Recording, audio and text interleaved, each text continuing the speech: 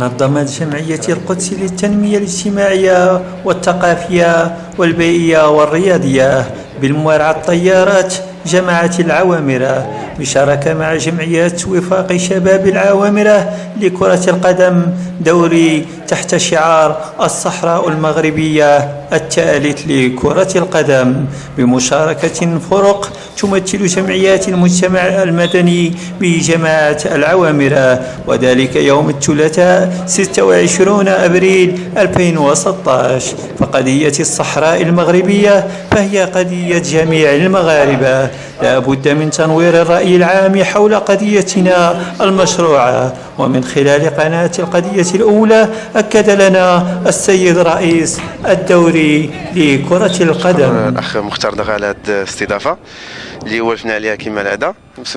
بالنسبة للدوري تنفيذا للبرنامج السنوي ديال جمعية القدس، رأينا السنة نستهدفوا جمعيات المجتمع المدني باش ترفعوا من وتيرة المنافسة ديال كرة القدم، ودرناه بمناسبة اللي عزيزة علينا حنا كاملين، هي أن الصحراء المغربية ديال المغرب كامل بغينا تشمل جميع المناطق القروية مثلا في العمرة.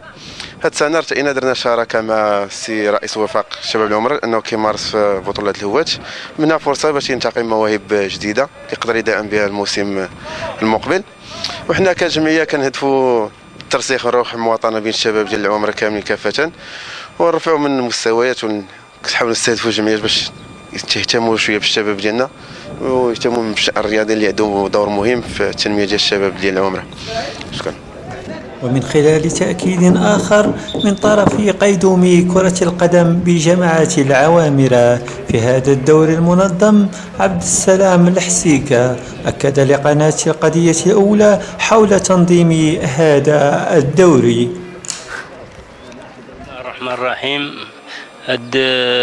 المناسبة ديال هذا الدوري في النسخة ديالو الثالثة، الدوري الصحراء المغربية بتنسيق مع جمعية وفاق شباب العوامرة وجمعية القدس للتنمية الاجتماعية والبيئة والرياضة، في إطار الانفتاح على الجمعيات المجتمع المدني وتطوير كرة القدم في المنطقة واختيار مواهب للاندماج في الفريق الأول بالفريق.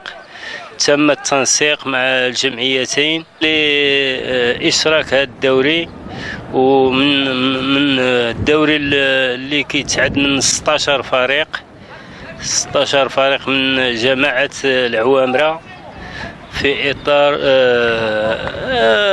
إطار هذا الشيء، التأطير والتكوين والتربية والرياضة أخلاق والتعارف على بعضهم، والحاجة اللي هي مهمة من هذا الدوري وهو تطوير كرة القدم بجماعة العوامرة بصفة عامة كي لا يختصر على بعض الجمعيات.